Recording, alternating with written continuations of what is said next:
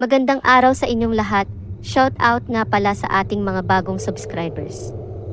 Maraming salamat din sa mga sumusubaybay sa ating mga videos na ina-upload. Sana ay patuloy lang ang inyong suporta sa akin. Huwag niyong kalimutan mag-like, subscribe, at i-hit ang notification bell. Simulan na natin.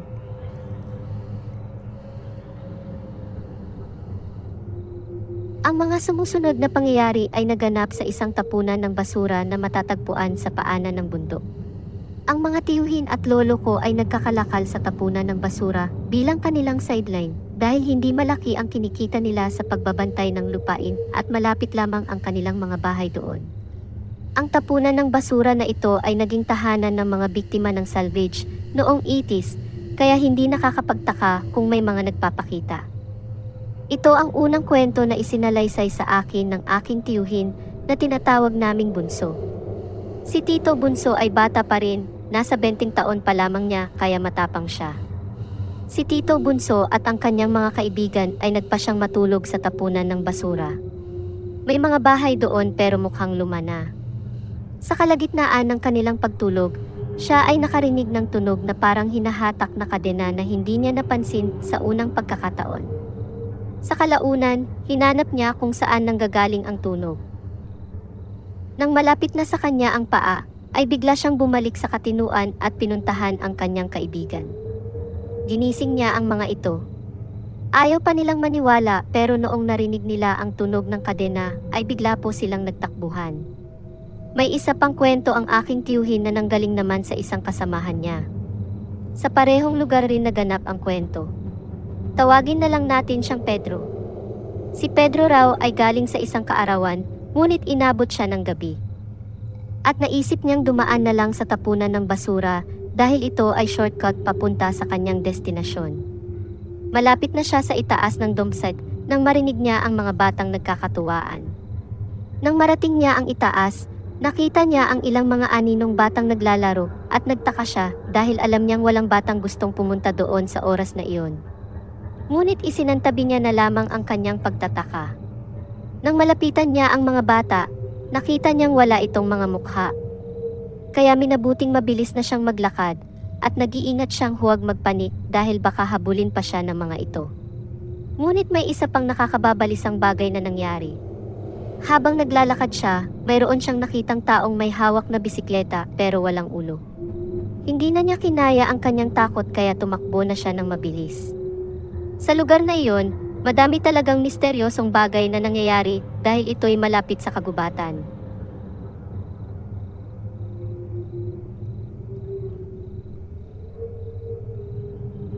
May mga bagay na hindi kayang maipaliwanag sa pamamagitan ng simpleng salita. Ito ay mga imahe na parang gumagalaw ang iyong mga mata at naglilikot ang mga ito at nagdudulot ng nakakatakot na mga larawan sa iyong isipan. Hay, itago na lang natin ako sa pangalang Claire.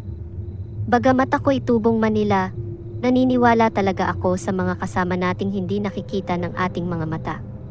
Noong ika-40 araw mula ng pagkamatay ng aming uncle, kami ay nagtipon sa kanyang dating tahanan upang magdaos ng pag-alala at ipahayag ang aming respeto.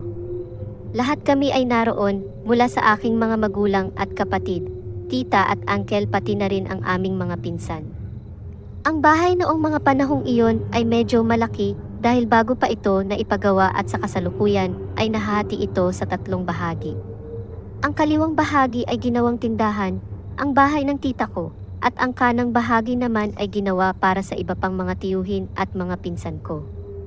Noon, ang buong bahay ay nagbibigay ng magandang tirahan dahil sa katahimikan at sariwang hangin na dumadaan sa lugar na iyon. May konting salo-salo kami at kulitan dahil mga bata pa kami. Noong buhay pa ang aming tiyuhin, sobrang bait niya sa amin.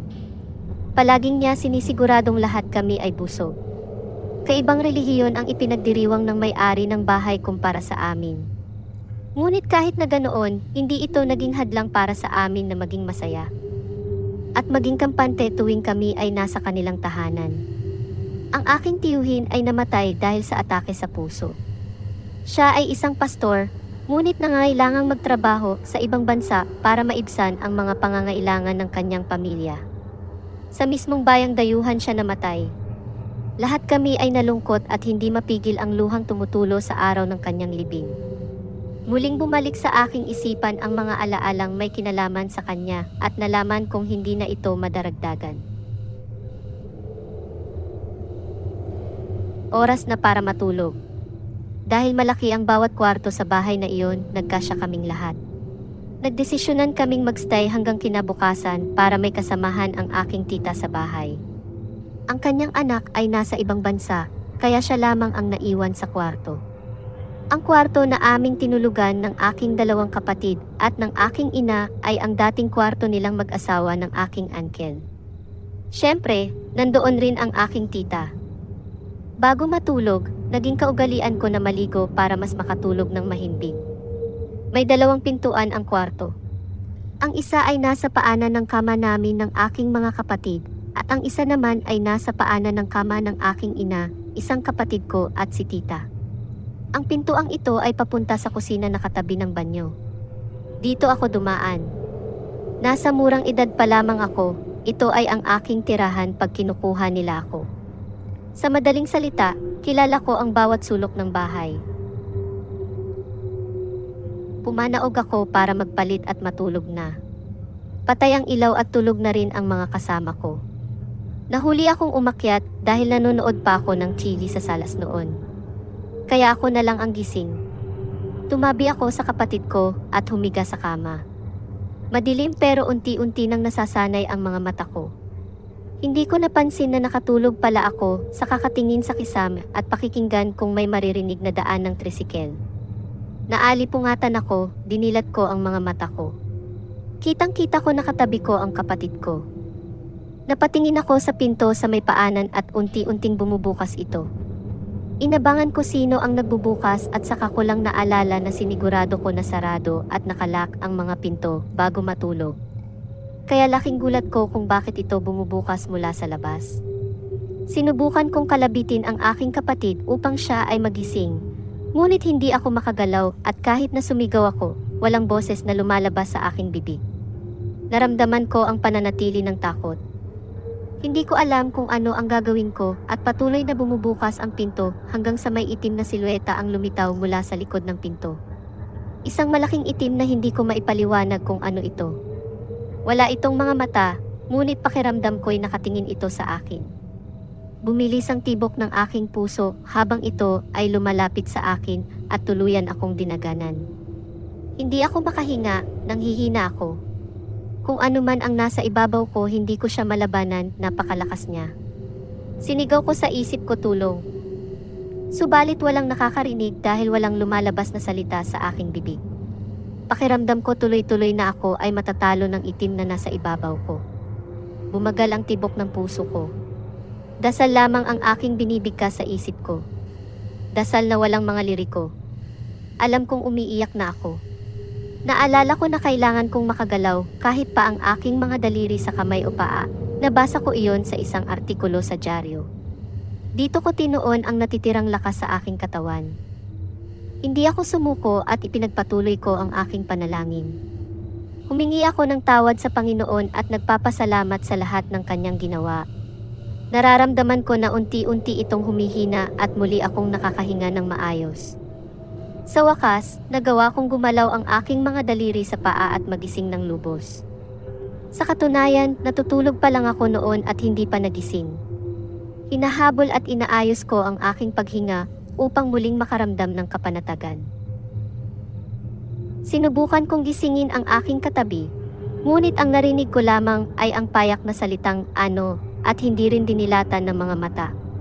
Sinilip ko ang aking mga kasama at nananatiling tulog pa rin sila. Nag-alinlangan ako na tingnan ang pintuan kung saan nagmula ang itim na figura dahil baka mayroong naghihintay pa roon, ngunit pinatatag ko ang aking loob at humingi ng gabay sa Diyos. Bumigat ang aking dibdib dahil ang pinto ay nakabukas sa aking paanan nang walang sinumang nakatayo roon. Panaginip nga ba ang lahat ng iyon? Yun ang tanong na hanggang ngayon ay naiwan sa aking isipan. Bago ako matulog muli, ako ay nagdasal sa Poong May Kapal. Nagpasalamat ako dahil hindi niya ako pinabayaan. Kung anumang mga bagay o mga elemento ang iyon, wala akong kasagutan. Ang alam ko lamang ay hindi tayo pababayaan ng Panginoon anumang oras. Kumapit tayo sa Kanya dahil hindi tayo nag-iisa.